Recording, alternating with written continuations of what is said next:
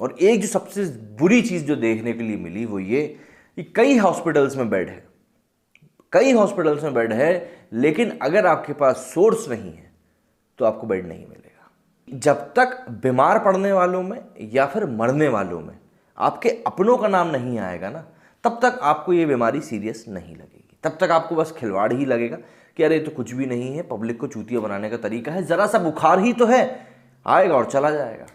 मैं आपको हकीकत से आज वाकिफ करवाता हूं। अब यहाँ पे अगर कोई व्यक्ति या कि ये बोलने वाला है कि तो फिर मंदिर बनवा के क्या उखाड़ लिया, तो भाई साहब ऐसा है, कई सारे मंदिर हैं जो कि ये बेड अवेलेबल करा रहे हैं, तो प्लीज़ उसको लेकर यहाँ पे बहस मत करिएगा, ठीक है ना। जय हिंद दोस्तों। अभी सवेरे उठा तो मतलब करीब करीब 20 से 25 मैसेजेस पड़े थे, इसमें लोग बोल रहे थे कि यार ये बॉलीवुड वालों को देखो, कोई मालदीव घूमने जा रहा है, कोई कश्मीर घूमने जा रहा है, कोई कहीं जा रहा है, कोई कहीं जा रहा है, सभी लोग कहीं ना कहीं घूमने जा रहे हैं। जबकि हमारे देश में इस समय सा पेंडेमिक चल रहा है, सभी लोग परेशान हैं, किसी को कुछ नहीं मिल रहा, किसी को कुछ नहीं मिल रहा, सभी लोग परेशान हैं, मतलब कि बीमारी बहुत बुरी तरीके से फैल रही है। और इस बीच में इन सालों को ऐसे बाहर घूमने की पड़ी है। क्या ये इनसेंसिटिव नहीं है भाई? ये लोग ऐसे घूम के क्या दिखाना चाहते हैं? क्या ये टाइम है इनके फॉलोअर्स बढ़ाने का? और इस तरह की कई लोग बातें करते हुए दिखे ना, कई बड़े बड़े लोग इस चीज़ के बारे में बोल रहे हैं। बॉलीवुड वाले ये जो काम कर रहे हैं बहुत ही इनसेंसिटिव कर रहे हैं। ठीक है, कर रहे हैं इनसेंसिटिव, समझ में आता है कि भाई जो इनके फॉलोअर्स हैं उनको शायद बुरा लगेगा कि भाई उनके जो चहेते स्टार्स हैं वो फ्री टाइम का फ़ायदा उठाकर कहीं पे घूमने जा रहे हैं, जबकि उनके पास रिसोर्सेज मौजूद हैं, पैसा मौजूद है, तो वो घूमने जा रहे हैं। हो सकता है कुछ लोगों को बुरा लगेगा, मान ली मैंने इस बात।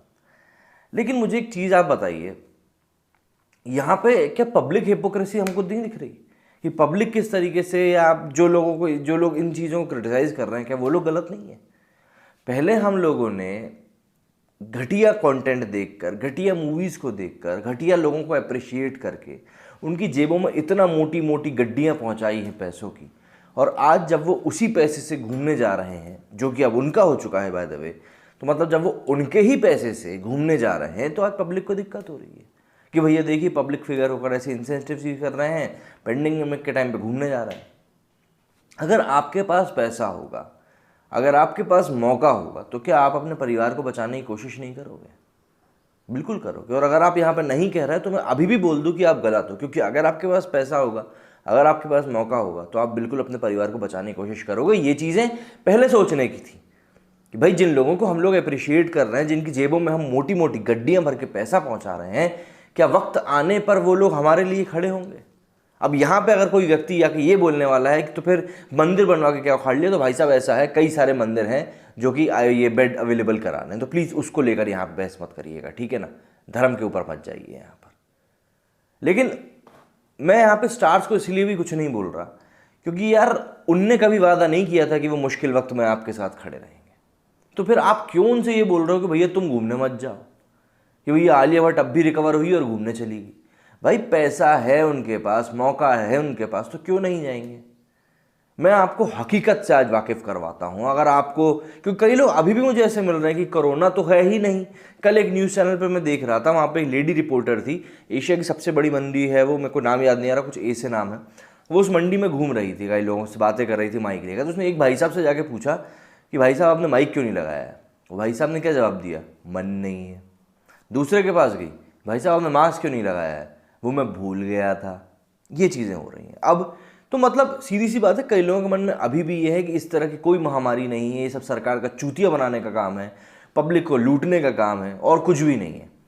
देखिए मैं बहुत अच्छी चीज़ बताता हूँ आपको, सिंपल सी चीज़ बताता हूँ कि जब तक बीमार पड़ने वालों में या फिर मरने वालों में आपके अपनों का नाम नहीं आएगा ना, तब तक आपको ये बीमारी सीरियस नहीं लगेगी। तब तक आपको बस खिलवाड़ ही लगेगा कि अरे तो कुछ भी नहीं है, पब्लिक को चूतिया बनाने का तरीका है, ज़रा सा बुखार ही तो है, आएगा और चला जाएगा। लेकिन जब वो बुखार आके जाता नहीं है ना, तब वो फैमिली वाला ही जानता है कि क्या बीतती है। जो बाहर खड़ा हुआ इंसान ये बोल रहा होता है ना कि कोरोना तो कुछ है ही नहीं, बुखार है बस चला जाता है, वो कुछ नहीं बोलता उस टाइम पे। अब मैं आपको अपनी ही आप बीती सुनाता हूँ जो पिछले कुछ 8-10 दिन में मेरे साथ हुई है। और पिछले महीने की 17 तारीख को मुझे खुद भी कोविड हुआ था, और ये दूसरा वाला ही हुआ था, ये जो कह रहे हैं ना ज़्यादा सीवियर है, यही हुआ था। 15 दिन में क्या बताऊँ क्या स्थिति थी मेरी। यहाँ पे छाती में ना हर एक चीज़ महसूस हो रही थी कि भैया कुछ गलत चल रहा है अंदर, साफ महसूस हो रहा था। मतलब एक जो चेहरे पे डर होता है ना, वो आ गया था कि नहीं यार अब कंडीशन अच्छी नहीं है, वो बात होती है। अब अभी कुछ 2-3 दिन पहले की बात है, और मेरे एक भैया हैं, वो भी कोविड पॉजिटिव थे। उनको हॉस्पिटल की ज़रूरत पड़ी कि नहीं यार हॉस्पिटल में एडमिट कराना पड़ेगा, क्योंकि जो ऑक्सीजन लेवल होता है वो सडनली ड्रॉप होने लगा था कि अब अपने को हॉस्पिटल चाहिए। अब पेपरों में ही पढ़ा था कि भाई इतने हॉस्पिटल भटकने के बाद बेड मिला, इतनी जगह घूमने के बाद बेड मिला, ये तो मुझे लगा कि यार थोड़ी तो प्रॉब्लम होगी, पर मुझे इतना नहीं पता था कि यार इतनी प्रॉब्लम होगी। आप हकीकत मानिए, मैं अपनी बात बता रहा हूँ, हमको दोपहर के 1:30 से 2 बजे महसूस हुआ कि नहीं यार एडमिट करना पड़ेगा। 2 से 2:30 बजे मैं उनकी वाइफ के साथ हॉस्पिटल ढूंढने निकल गया, क्योंकि अभी घर में सिर्फ मैं ही हूँ ठीक ठाक। कोविड से हालांकि मेरी भी रिकवरी चल रही है, पर मैं ही थोड़ा ठीक ठाक हूँ जो काम करने में अभी हूँ। बाकी सबको हमारे घर में कुछ ना कुछ प्रॉब्लम चल रही है। अभी किसी का एक्सीडेंट हुआ है, किसी को फीवर आ रहा है, किसी की तबीयत खराब है, तो किसी ना किसी के साथ कुछ ना कुछ प्रॉब्लम अभी चल रही है। लेकिन तो हम लोग गए, हमने ढूंढना शुरू किया, कुछ और लोग थे हमारे साथ, उनने भी अलग अलग जगह जाके ढूंढना शुरू किया। मैं अपनी खुद की बताऊं, कम से कम हम लोग 7 से 8 अस्पताल हम भी गए, कहीं कहीं पे बात करी, कहीं पे फिजिकली गए, कहीं पे बोर्ड देख लिया, बेड कहीं अवेलेबल नहीं था। और एक जो सबसे बुरी चीज़ जो देखने के लिए मिली वो ये कि कई हॉस्पिटल्स में बेड है, कई हॉस्पिटल्स में बेड है, लेकिन अगर आपके पास सोर्स नहीं है तो आपको बेड नहीं मिलेगा। अगर आप कहीं से फ़ोन नहीं लगवा सकते तो आपको बेड नहीं मिलेगा। मतलब हमारे सामने ही एक व्यक्ति गया, उसने बोला कि भैया यहाँ पे बेड है क्या? उनने मना कर दिया कि नहीं हमारे पास कोई बेड नहीं है। वहीं हम लोग क्योंकि परेशान हो चुके थे, तो हमने भी भैया अपने लोगों को बोला कि यार किसी से अगर बेड अरेंज करवा सको तो करवा दो। तो किसी ने किसी को बोल के किसी से, वही नेता से फ़ोन लगवा दिया, तो उनने हमको बेड कर दिया कि हाँ चलो ठीक है इनको बेड दे दो। और बाखुदा वो क्या हॉस्पिटल! अगर आप ये सोच रहे हो कि आप अपने मरीज़ को अस्पताल तक पहुंचा दोगे तो आपका काम ख़त्म हो जाएगा, मैं आपको बता दूं ऐसा बिल्कुल भी नहीं है।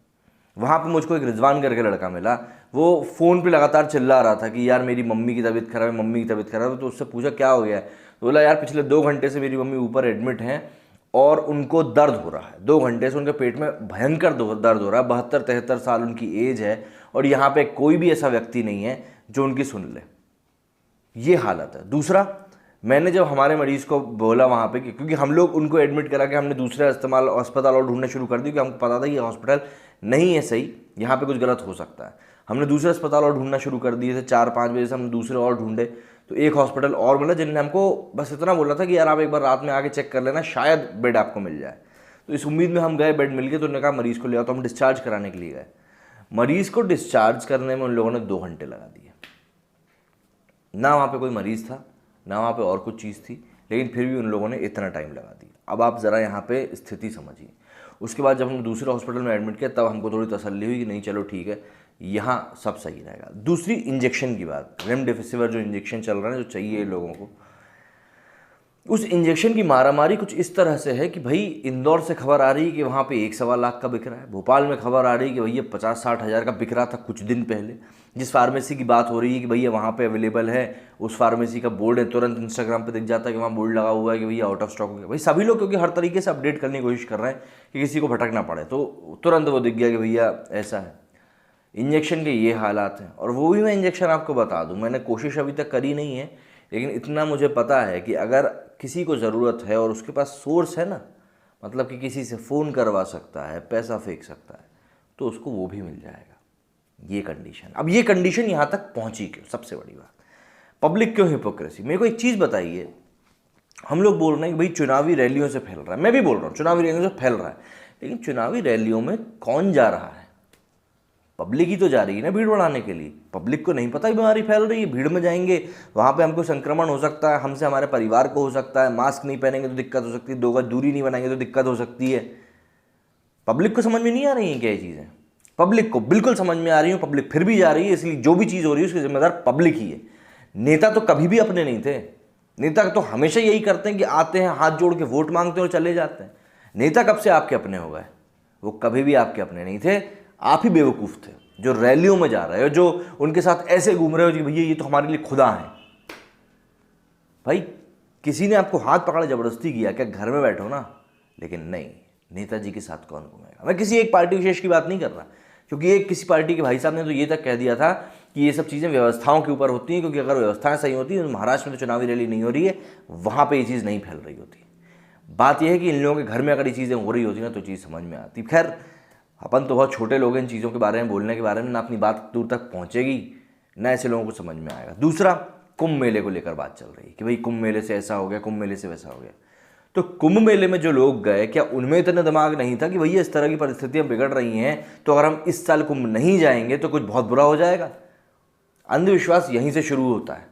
आप खुद को नहीं, आप अगर खुद आना खास्ता, आप मुझे एक चीज़ बताइए, अगर आज आप कुंभ जा रहे हो, ठीक है, एक तीर्थ माना जाता है भाई, भगवान की श्रद्धा वाली चीज़ है, आपने वो करके कर लिया। मैं भी ये सब चीज़ें मानता हूँ, बहुत अच्छे से मानता हूँ, बहुत ज़्यादा मानता हूँ, साफ बोल रहा हूँ। उज्जैन हमारे घर के पास में जब हुआ था तब हम भी गए थे घसीटते घसीटते भैया, तब था नहीं ये सब पैंडेमिक।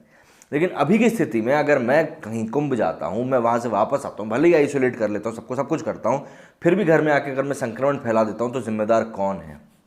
मैं ही हूँ। तो अगर पब्लिक ही अपने घर खुद की चिंता नहीं करेगी, अपने घर वालों की चिंता नहीं करेगी, तो किसी ने ठेका नहीं लेके रखा। और नेताओं से अगर आप कुछ उम्मीद कर रहे हो तो आपसे बड़ा बेवकूफ़ कोई नहीं है। शायद आप लोगों को समझ में आ पाएगी ये बात। मेरे इस वीडियो में फिलहाल इतना ही। जय हिंद, जय भारत।